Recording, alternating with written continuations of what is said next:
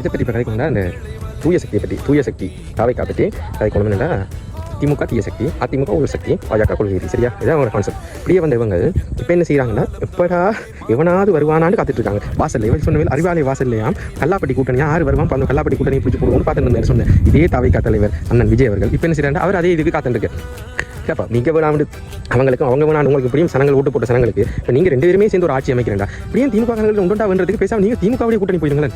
மக்களுக்கு மாத்துறீங்க. இதுக்கு ஒரு உருட்டுவாங்க. பாஜக உள்ள வந்தாங்க. பாஜக உள்ள வந்து பிரியன் பாஜகவோட கூட்டணிக்கு போறீங்க கதைக்கிறதுக்கு, அவங்களோட கூட்டணி பேச்சுவார்த்தைக்கு. அதுக்கு பிறகு இப்போ இன்னொன்று சொல்கிறாங்க, இப்படி இந்த முறை எலெக்ஷன் இது விட்டாங்க, கவர்னர் ஆட்சி வந்து 6 மாதத்துக்கு ரீ எலெக்ஷன் தான் மக்கள்கிட்ட வரி பணம் தான் அது வேஸ்ட்டாக போகும், நீ தேர்தல் செலவு அது இது என்று மக்கள் ஏதோ அக்கறை இருக்கிற மாதிரியே கதைக்கிறாங்க. அப்படி அக்கறை இருக்கிற உங்கள் தலைவர் என்ன செஞ்சுருக்கணும், ஒரு தொகுதியில் போட்டி போட்டுருவோம், 2 தொகுதியில் போட்டி போட்டு அப்போ மக்கள் வரி பணம் செலவாகாதா? 2 தொகுதியில் போட்டி போட்டு அப்படி ஒரு தொகுதியெலாம் நீங்கள் எம்எல்ஏவாக இருக்கலாம், இன்னொரு தொகுதியை நீங்கள் ரிசைன் பண்ணணும். ரிசைன் பண்ணிக்கல ரீ எலெக்ஷன் வராதா? எங்கே ஆறு அப்படி தான் சொல்லுவேன். ஏமாளிகள் இருக்கும் வரையும் ஏமாத்திரம் இருந்த தான் இருப்பான். தற்குறிகள் இருக்கும் மட்டும் கருதல தலைவன் தான் உருவாக்கிட்டு இருப்பான். யோசியுங்கள், ஏமாறாமல் சிந்தித்து செயல்படுங்க. தத்துவம் உள்ள தலைவர்களை தேடுங்க. அப்போ தான் ஒரு தரமான தலைவன் தருவான். தத்துவத்தின் வழி நடந்து போங்க. சரியா? இப்படி தற்குறிகளா தரதலைக்கு பின்னால் போகாதீங்க, சிந்தித்து செயல்படுங்க.